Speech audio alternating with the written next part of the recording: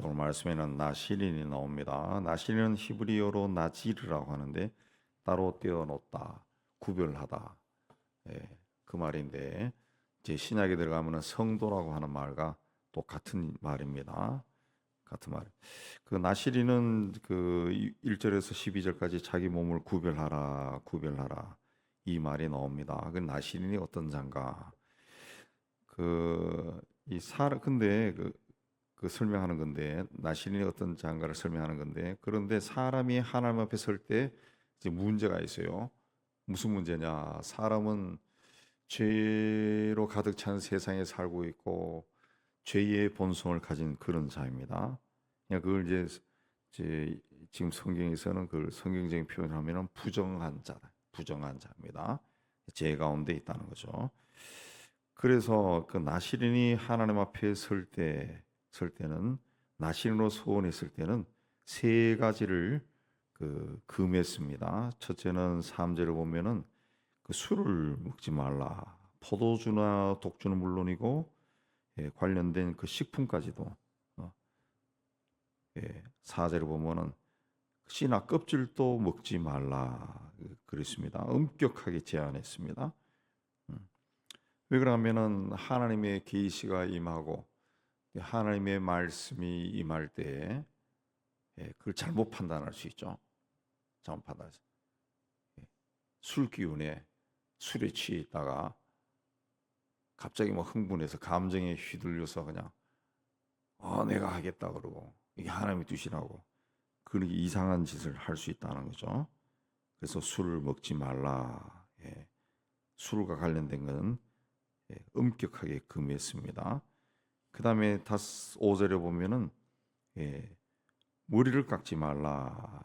머리를 깎지 말라.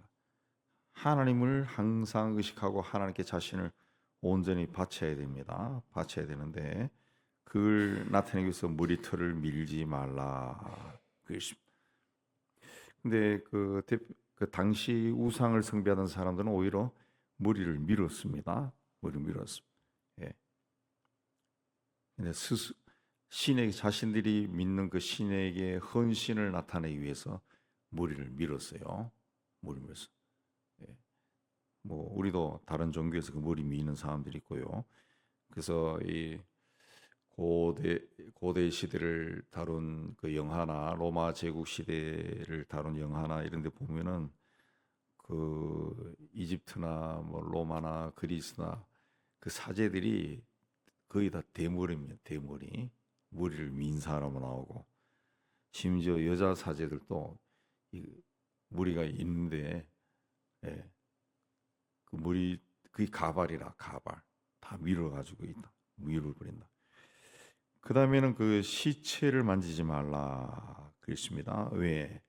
죽음이라는 것은 죄의 결과죠. 죄의 결과입니다. 그렇기 때문에 죄로부터 자신을 구별해서 하나님께 드리고자 하는 사람은 죄에 가까이 가면 안 되죠.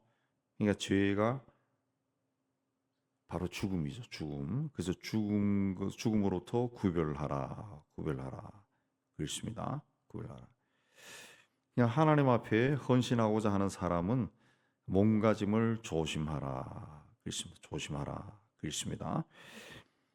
그 9절에서 12절까지는 나신의 서약이 얼마나 엄격하게 적용되었는가 보여주는데 특별히 세 가지 서약 중에서 그 시신에 접근하는 것을 금한 서약이 굉장히 강하게 나옵니다.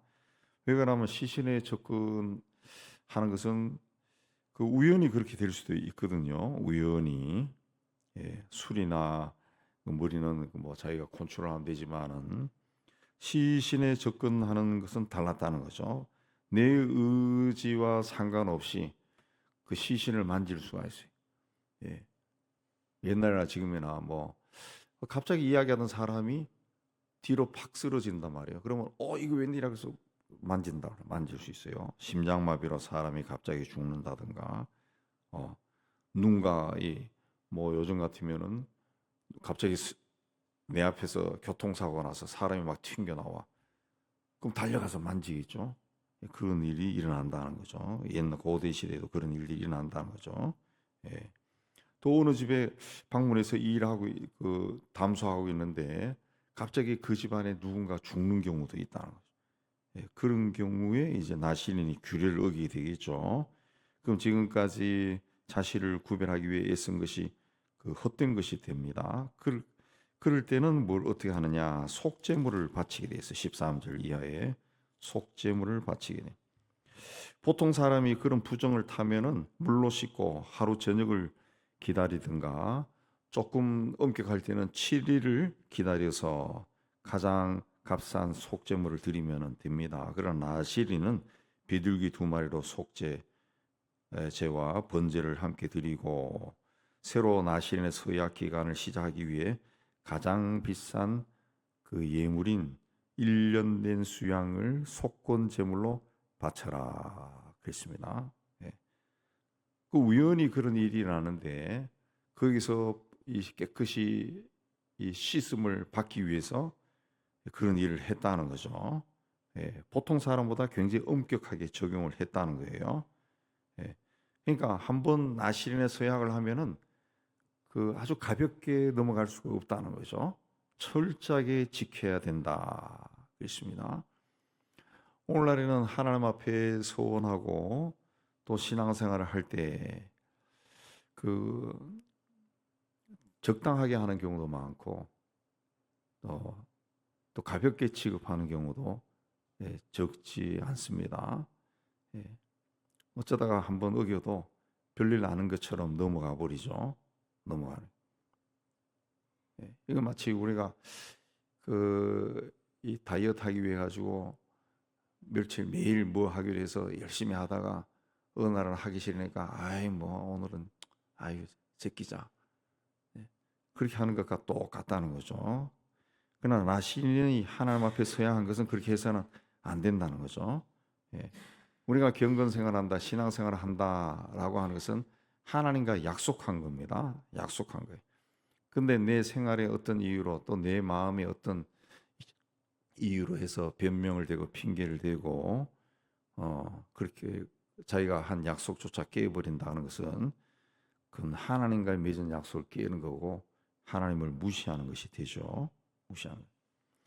그래서 13절 이하 21절까지는 나시린이 그 세약한 기간이 끝났을 때 하나님께 드리는 그 제사들을 말하는데 나시린은 자기 몸을 구별한 날이 차면은 4가지 종류의 제사를 드립니다. 번제와 속죄제와 화목제와 소제를 드리는데 그리고 그동안 길러왔던 자기 머리털을 밀어서 화목제물을 드리는 불에 던집니다. 이 제사에서 주목할 점은 나시린에게 요구된 제물의 양과 준비할 때 드는 경비가 다른 일반 백성들의 경우는 물론이고 일반 제사장들의 보다도 훨씬 많다는 거예요. 훨씬 많다. 또 여기 기록된 제물의 수준은 아론이 대제사장으로 위임받을 때 드리는 제물과 같은 수준입니다. 예.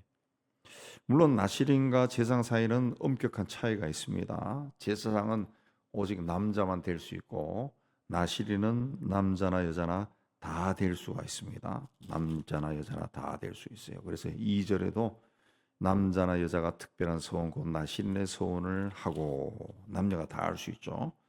예. 그러나 성막에 출입하며 제사를 주관하고 백성들을 축복하는 것은 제사장만이 할 수 있습니다. 예. 그리고 제사장은 특별한 옷을 입고 머리도 손질도 하고 했지만 나시린은 그렇게 하지 않았습니다. 그리고 제사장은 그 백성들이 바치는 제물로 생활을 했지만은 나시린은 오히려 제사장 앞에 제물을 가져가서 바쳐야 되는 그런 위치에 있었습니다. 그런 차이임에도 불구하고 하나님 앞에 거룩하게 구별된다. 구별되어 바치는 점에 있어서는 평신도인 나시린이 제사장과 차이가 없었다는 거죠. 차이가 없었다. 나시린 서약은 특별한 소원이다. 그랬습니다. 특별한 소원. 특별한 2절 특별한 소원. 그래서 곧 나시린의 소원을 하고 자기 몸을 구별하여 여호와께 드리려고 하면 특별한 소원이다라고 하는 것은 남자나 여자나 누구나 할 수 있다는 그 말입니다. 그 말. 그럼에도 불구하고 일단 그 소원을 하게 되면은 자기 몸을 구별하는 일은 물론이고 제사장이 성별하고 자기 스스로 성별하고 하나님 앞에 경건한 생활을 하는 것과 똑같은 일을 해야 된다는 거죠. 똑같은 일. 예. 이 나실인이 뭐냐 하면은 처음에 말씀드린 것처럼 오늘날로 이해하면은 성도요, 성도. 구별된 자. 성도가 이제 하나님이 구별시켜 놓은 자죠.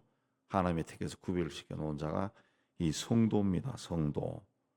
그러니까 성도의 삶이 어떠해야 되느냐라는 것은 바로 이 나실인에 대해서 말씀하신 것과 그것을 이제 적용하면 되는 거죠. 적용하는.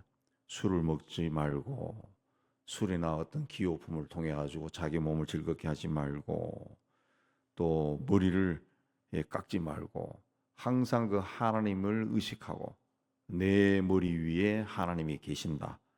예. 그다음에 그 부정한 것을 만지지 말라. 여기는 시신을 만지지 말라 했지만은 부정한 거, 죄된 것을 만지지 말라. 죄된 것을 하지 말라. 예.